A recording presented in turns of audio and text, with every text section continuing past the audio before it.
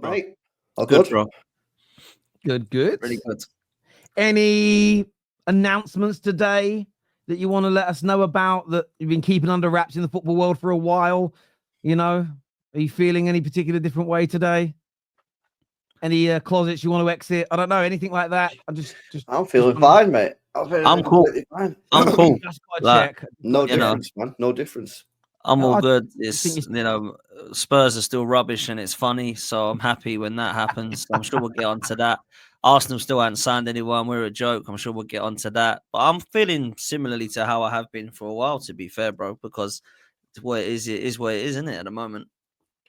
Absolutely. We're loads to talk about today, ladies and gentlemen. We're talking about the PGA world. We're going to be talking about David Coote in a moment and his interview, what people think of it. We'll be talking Chelsea's mess because it is a mess right now. Why is Big Ann still in a job? And there's a big bit of transfer news today that I want to get the boys' opinion on. Duran available for reportedly 80 million. Should Arsenal and or Chelsea be making a move for that man? I'll give you my opinion on United in that as well. But I did want to start with the David Coote interview because we spoke regularly about the David Coote situation when it all broke, when all the white powder stories and the Klopp video. But he's now come out and released a video and basically said the drug abuse was because he was scared to come out and tell the world that he was gay. I'm still not sure how that excuses for what he said about Jurgen Klopp personally, but he's done all of that. What do you boys make of that? Is this kind of sentimental PR, or is it a subject that he should get a lot more kind of compassion now? He should get a bit more compassion for, and maybe the sacking of him should be revised. How do you two see that? Go on, Dan. You like speaking about referees. You're an Arsenal fan. I like that, LB. That's quite good. I don't think this excuses anything that has happened. I actually think he's probably best just to keep things stum, if I'm honest with you.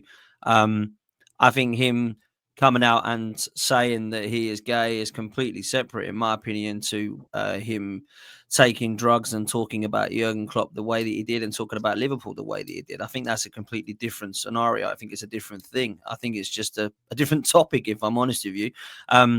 Now, I'm not going to sit there and say that I know that, by him coming out and saying that he is gay, that is the reason he did X, Y, and Z. And maybe it was a kind of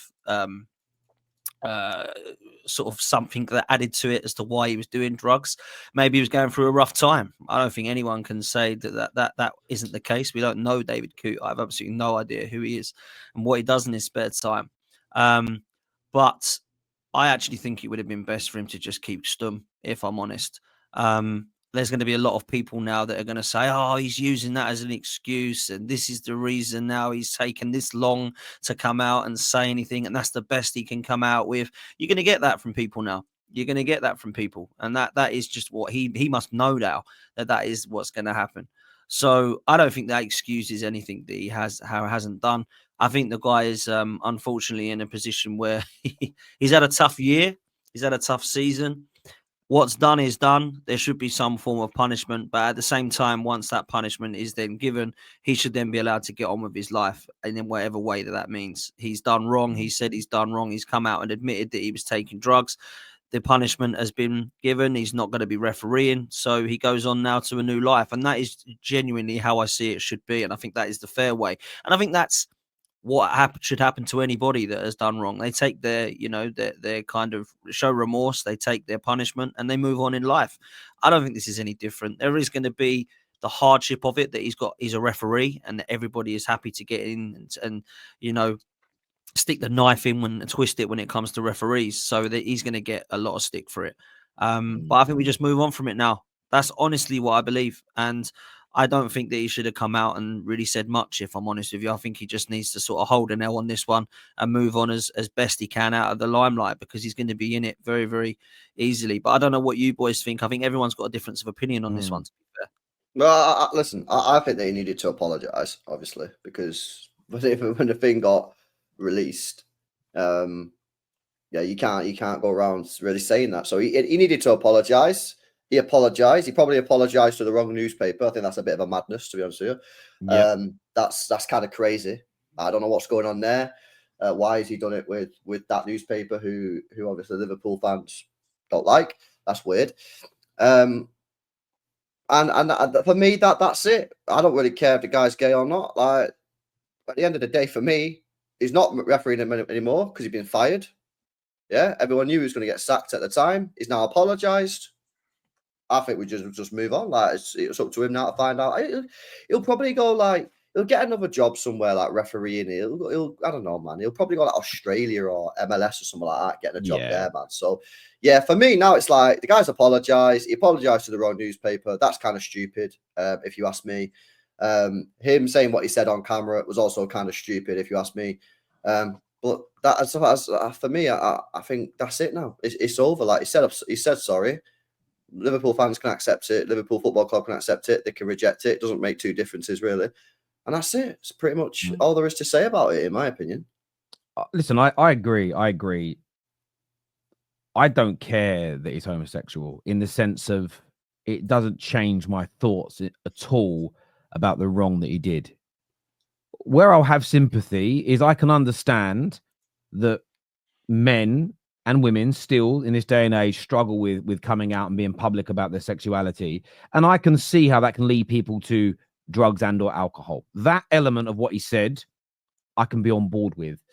That doesn't excuse what he said about Klopp and Liverpool. He then apologizes to Liverpool via the Sun, which is just ill-timed as an example.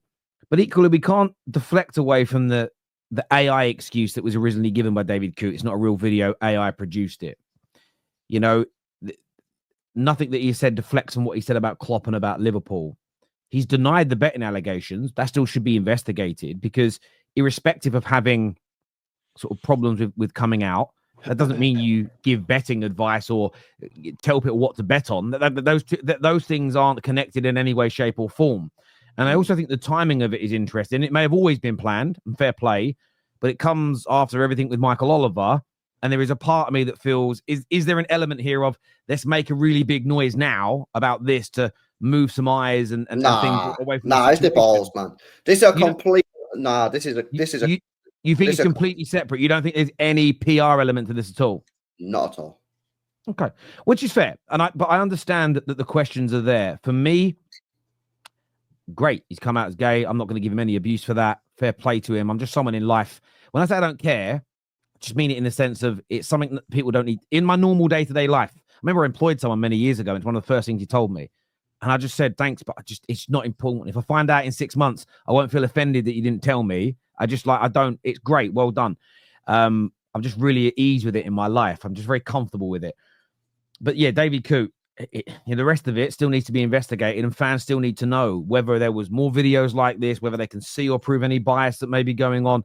Because I just feel that element of the whole refereeing story, all the previous ex-referees that spoke about, they know for a fact that referees have biases. If a crowd gave them a bit of stick, if a manager questioned them one time, they would hold on to that. That is the stuff that we still haven't heard anything about being investigated. And there's so much anecdotal evidence that it exists. Something needs to happen. So for me, I don't want this story to deflect away from what fans have been demanding to ask.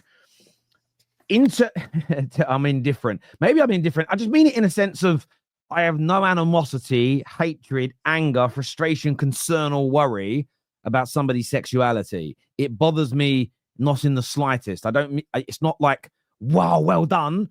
Either it's not, it's just great. And I mean that in any direction. I don't care. It's not my business. It doesn't impact my life.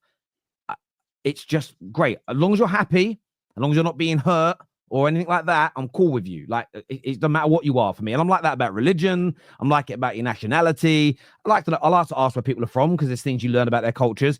But in reality, I don't care. It's like you're just you're a human being to me. Simple as that. And I'm not trying to sound I'm not trying to sound too woke here. Just how I was brought up to treat people. It's as simple as that. Unless you're a Liverpool fan.